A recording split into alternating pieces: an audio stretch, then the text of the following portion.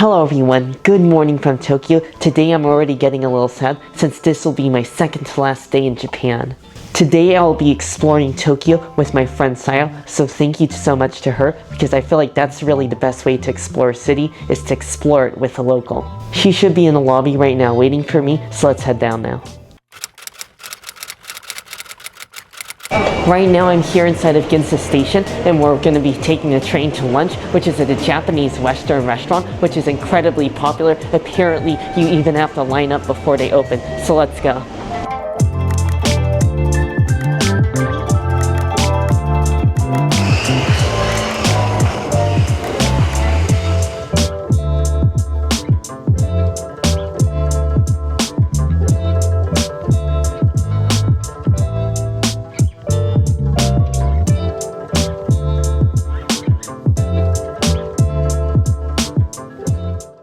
This is Tommy-ken, which is a famous Japanese Western restaurant in the Nihonbashi area, so I decided to get one of their omurice dishes since that is their specialty here. I got their chicken omurice, which is Sayo's favorite, so it is an omelet filled with chicken and then it's on top of a ketchup flavored rice. This is the Tonpopo omurice and this looks beautiful. It is a dandelion omurice along with chicken, and the way we eat this is we're going to start by slicing into the top of the omelet and then opening it up and then filling it with ketchup. Here we go, we're just going to carefully cut through the top and be careful to not cut into the bottom layer. Oh wow, look at how beautiful that is. This is just like a perfectly cooked omurice. It's very soft and creamy in the middle and it just splits open like a beautiful present. And now we'll get a large spoonful of ketchup and then just spread this on the middle. I'll just get a perfect bite right now with a little bit of the egg, rice, and as well as all the ketchup. Here we go, my first ever bite of Japanese omurice.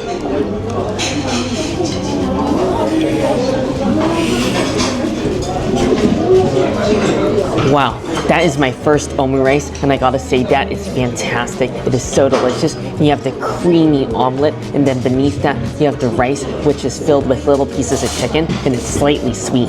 Oh, the rice has a light onion flavor as well, and then you have the ketchup, which has a slight tartness, which balances out the sweetness of the dish and the creaminess of the egg. This dish is also fairly light. It's not too rich, so I honestly could probably eat 2 more plates of this. It's that delicious. That was a deeply satisfying omurice lunch, so if you're in Japan and you're looking for omurice, this would be a great option. And now I'll be heading to Kiyosumi Gardens just to burn off some of the calories from that huge omurice.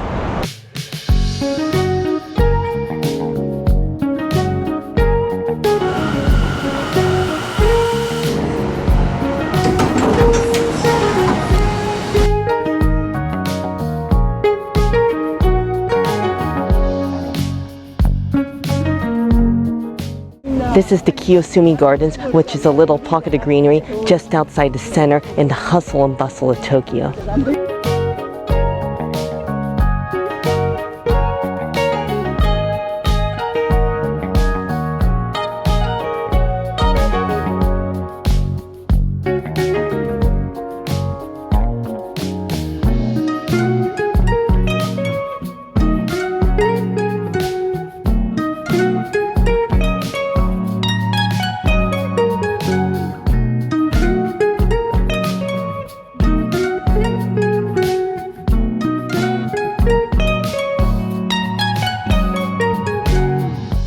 After relaxing in the Kiyosumi Gardens and exploring some of the more lesser known areas of Tokyo, I'll be heading back to Ginza for a little bit of an afternoon dessert.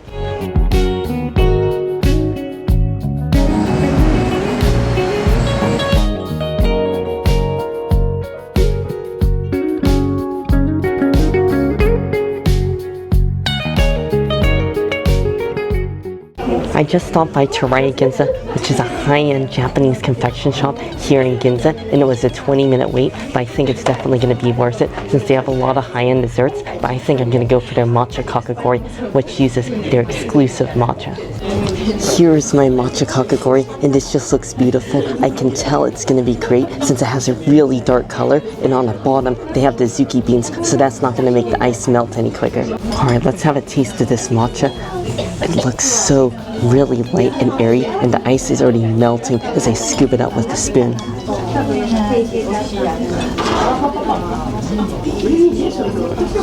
Oh, that is incredible. That is just insanely light kakigori. It literally reminds me of the kakigori I had last night with dinner. I mean, the second it hits your tongue, it just dissolves. I mean, you can't even try to chew it, even if you want to. And it just leaves behind this very sweet and light matcha flavor, and you get some of the more earthy notes and more bitter notes at the very end.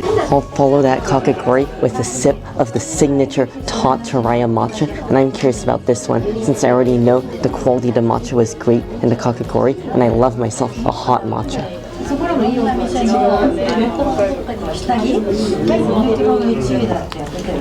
Oh, that is just what I needed. Because this set I ordered comes with a drink, you had a choice between iced matcha or hot matcha or a few other drinks. I decided to go for the hot matcha since this one is not sweetened at all. It's really nice and strong and frothy and bitter, so it goes really great with the kakigori, which is nice and sweet, so you kind of have a balance between hot and cold, sweet and bitter. My friend Sayo also ordered the exact same matcha kakigori with Suzuki beans, and she agreed that it's definitely a delicious treat.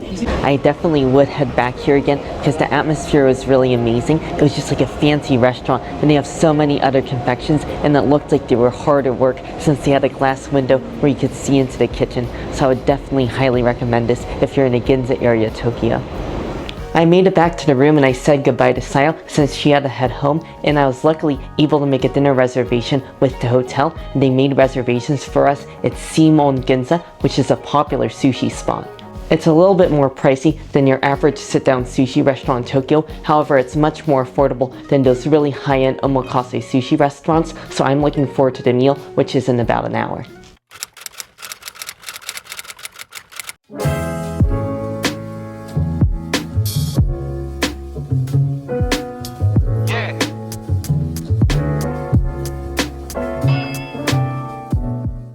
I just got seated here at Seamon, and I ordered their smallest dinner course, which is 17,000 yen, and yes, that is definitely more than I was expecting this to be. However, I'm guessing that is just the cost of sushi in Tokyo, and especially sushi in Ginza, since it's a very high-end area. And surprisingly, this is also in the same building as Tempura Kondo, which I went to last year.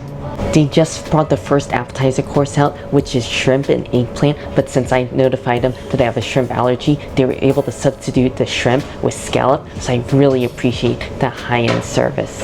Let's have a taste of this. It almost looks too pretty to even eat.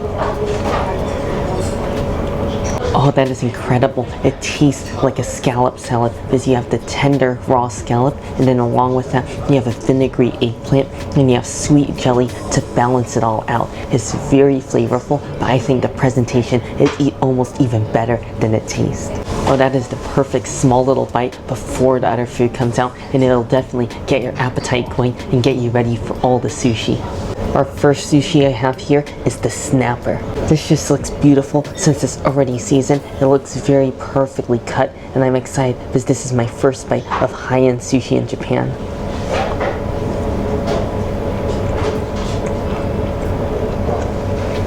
Oh, that is safe to say that is up there with some of the highest quality sushi I've ever had, because typically snapper has a very soft and slightly chewy texture at the end, but this one is so delicate, it's literally just as tender as the Otoro fatty tuna, and that is surprising since this is such a very tender and lean and mild fish. What's also very important at high-end sushi restaurants like this is to get a little bit of ginger as a palate cleanser after every single piece of sushi, and right here they cut their pickled ginger into little cubes. Next they brought out two pieces, the sea bream and the medium fatty tuna, which I find really impressive because usually tuna is saved for the end of a sushi meal, so I have no idea what else is coming, but I want to start off with the sea bream first because this looks quite pretty.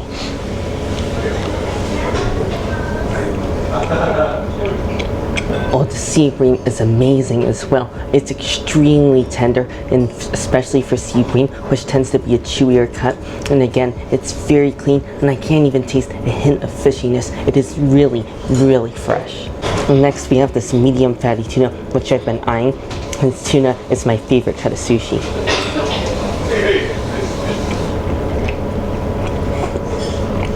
That by far is the most tender medium fatty tuna I've had. It's even more tender than most very fatty tuna I've had, because I'm not even kidding. If you just let it sit in your mouth, it'll literally dissolve, just like the kakigori that I had earlier today. It's just that tender. I mean, you really don't even need to chew it.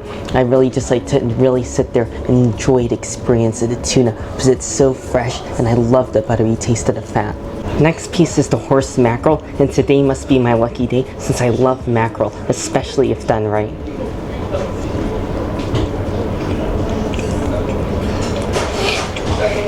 That horse mackerel is 100% done right. I mean, the texture of it is nearly as tender as the medium fatty tuna, and the taste is amazing because I love the flavor of the sliced green onions on top, which is a nice hint, and it's not fishy at all, which is almost impossible. I mean, I don't know how they did it. Next we have the baby snapper as well as lean tuna, and I want to try this baby snapper first since I've never had baby snapper before, so I don't know really what to expect other than a delicious bite of sushi.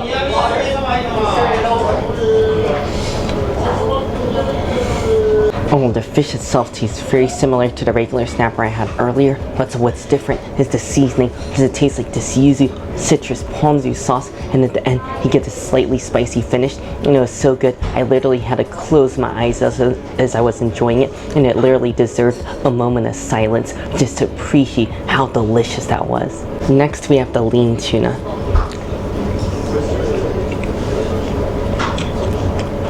Well, the lean tuna is definitely a firmer cut, but again, it's still tender and easy to chew. And what's impressive about this is oftentimes lean tuna has a little bit of a strong gamey flavor, but again, this one just tastes clean. I mean, I don't understand how they make all their fish taste so fresh. It literally tastes like it was pulled straight out of the ocean just a few minutes ago.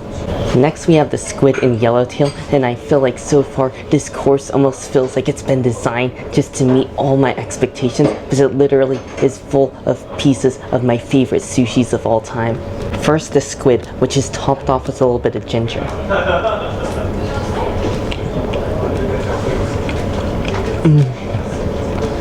Oh, the squid is expertly scored on top, because it really lets all the soy sauce soak in and flavor it just really evenly, and the texture of it literally just vanishes in your mouth as soon as you chew it. So that is 100% an amazing cut of squid. The next one I want to try is the yellowtail.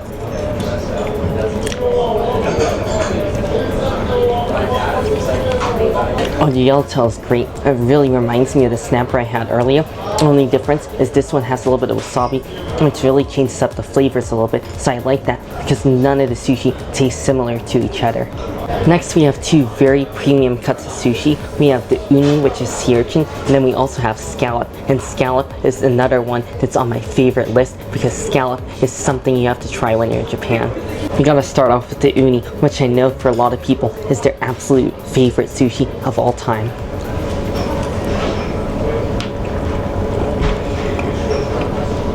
I know I didn't want to say it earlier because I'm very picky about my uni, and I definitely judge the quality of sushi restaurant based on their uni, and this absolutely passes my test because in my opinion, there's not a single hint of brininess. It just tastes like sweet ocean cream.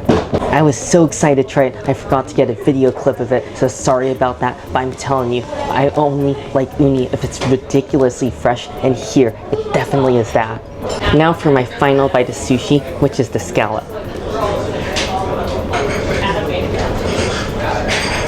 Oh my goodness, the scallop. The scallop is the perfect way to end because it has a soft chew to it and it's so sweet. It's literally like nature's candy. After the sushi, they brought out this small bowl of what I'm guessing is sushi rice, and then it's topped off with ikura, which is salmon roe. This just looks like very high quality ikura because all of the salmon roe is perfectly whole and it looks really small, smaller than your typical salmon roe. Wow, this is just as impressive as the sushi, if not even more. The rice has been flavored with sake, which completely removes any brininess that you would get normally from the salmon roe. So the salmon roe just tastes faintly salty, and this is just ridiculous because on top of the soft rice, it's left the bursting texture of all the salmon roe. Alright, I'll be honest, I did forget there's one more nigiri sushi, and this is the sea eel. So I'm really looking forward to this because I love any type of eel, and it has eel sauce all over the top, which is really golden brown and just looks incredible.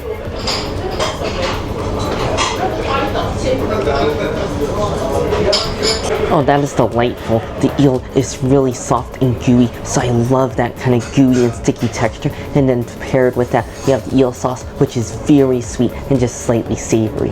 This is the last sushi dish. This is a tuna and cucumber roll. And then we also have the tamago egg omelet.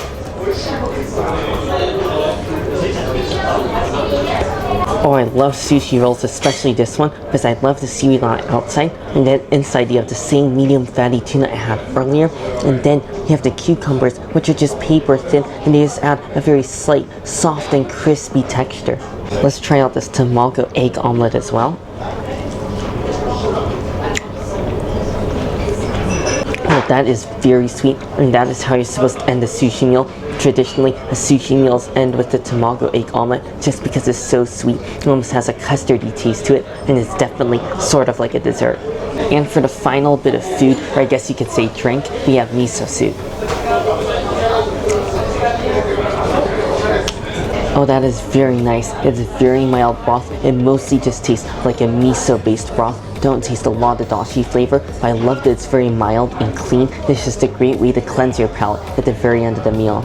And at the very end of the meal, after all the food is finished, they bring out a burning hot cup of barley tea, just like my dinner last night. So I'm guessing that is really common with these fancy course meals, is to end it off with a hot cup of barley tea. Wow, what a sushi meal. I've eaten a lot of sushi in Japan, and this is the best sushi meal I've ever had.